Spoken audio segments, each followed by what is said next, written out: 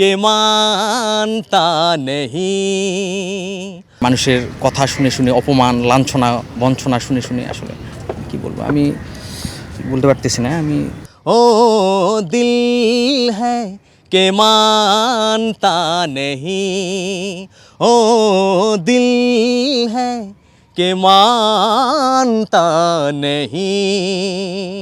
আমার কোনো আর্নিং নাই। আমি গানটা পেজে আপলোড করি শুধুমাত্র এটা মানুষের কাছে পৌঁছে দেওয়ার জন্য বা আমার গানটাকে প্রচার করার জন্য। পেজ থেকে কোনো ইনকাম নাই। আসলে আমরা তো গরিব মানুষ, আমাদের স্বপ্নটা আসলে কি বলবো যে সত্যি হবে বা করব এরকম সাধ্য আমাদের নাই। ব্যক্তিগতভাবে মনে করি কিছুদিন এই যে গান করতেছি, গান করার পরে সত্যি বলতে আমার ভবিষ্যৎ কি, আমি কি করব আমি নিজেও জানি না, কিংবা আমার গান নিয়ে একটা দুরাশা ধোঁয়াশার মতো হয়ে আছে। স্বপ্ন সত্যি হওয়াটা অনেক কষ্টের একটা বিষয়, যেখানে আমাকে রিক্সা চালিয়ে গাজীপুরে সারভাইভ করতে হয়, সংসার চালাতে হয়, আবার হচ্ছে অনেকে মানুষের কটু কথা শুনতে হয়। আমি এমনও হয়েছে যে এর আগে যখন কাজ করছি ফ্যাক্টরিতে, আমি কাজ করছিলাম ছোট সিকিউরিটি গার্ডে, মানুষের লাত খেয়ে খেয়ে আসলে বা মানুষের কথা শুনে শুনে অপমান লাঞ্ছনা বঞ্চনা শুনে শুনে আসলে কি বলবো আমি বলতে পারতেছি না। আমি চোখে পানি কেন আসলে? পানি ভাই আমার আসবে না ভাই, আমার পানি সত্যি পানিটা আমার সত্যি বলতে আমার পানি শুকিয়ে গেছে। আমার মানে আমি আমার জীবনে পথ চলাটা এমনভাবে হয়ে গেছে, থমকে গেছে যে আমি আসলে আমার মধ্যে আমি একটা নির্জীব প্রাণী হয়ে গেছে। এখন আপনি একটা কাঠকে বা একটা লোহাকে যদি আঘাত করেন আর কোনো অনুভূতি কাজ করে না, আমার মধ্যেও ঠিক একই রকমভাবে কোনো অনুভূতি আকর্ষণ কিছু কাজ করে না।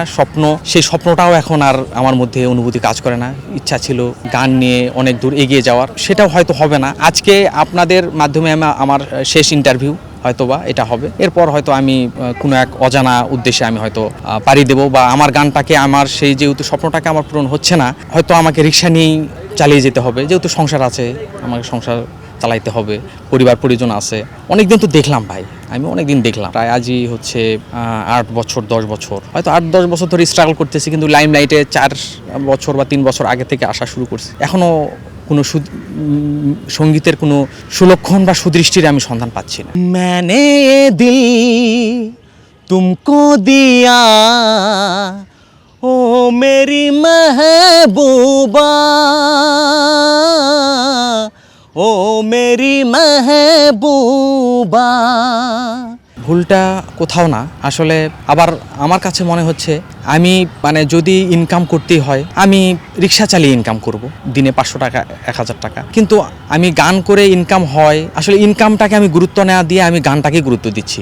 এই জন্য আমার যে পেজ, সেখানে আমার তো আসলে সত্যি বলতে আপনি যেটা বলছেন পেজে গান আপলোড করার কথা, এখান থেকে লাখ লাখ টাকা ইনকাম হয়, আমার একটা যে ফোন, আমার যে ফোন দিয়ে যে আমি রেকর্ড করবো, আমার তো সেই ফোনটা নাই। আমার একটা ভাঙ্গা ফোন, যেটা কোনো রকমভাবে কথা বলা যায়, কোনো রকমভাবে একটু কানেক্ট করা যায়, তাহলে আমার সুযোগটা কোথায়? আমি তো যেখানে আমি সারভাইভ করা, জীবন ধারণ করা, দুবেলা দুমুঠো খাবার অন্ন জোগাড় করতে আমার হিমশিম খাচ্ছি, সেখানে আপনি ওই একটা বড় ফোন দিয়ে ভালো ফোন দিয়ে রেকর্ড করে তারপর না তো ভিডিওটা আপলোড করে ভালো একটা মনিটাইজেশন পাওয়া যায় বা ভালো আর্নিং করা যায়, এটা তো আমার সুযোগ নাই ভাই। সেই সুযোগটা হচ্ছে না কোনোভাবেই। আমি যে গানটা করব, গানটার কিন্তু অনেক ভিউ হয়, ভালো ভিউ হয়। আপনি যে পেজের কথা বলছেন, এই পেজটাতে আমি শুরু করছি আমার এই কোনো রকম একটা নর্মাল একটা ফোন দিয়ে, কিন্তু এখানে তো আসলে ভালো কোনো কিছু করতে গেলে অবশ্যই এই ফোনে তো ক্যামেরা ভালো না, কোনো কিছুই ঠিকঠাক নাই। আসলে গরিবদের সব দিকেই সমস্যা ভাই।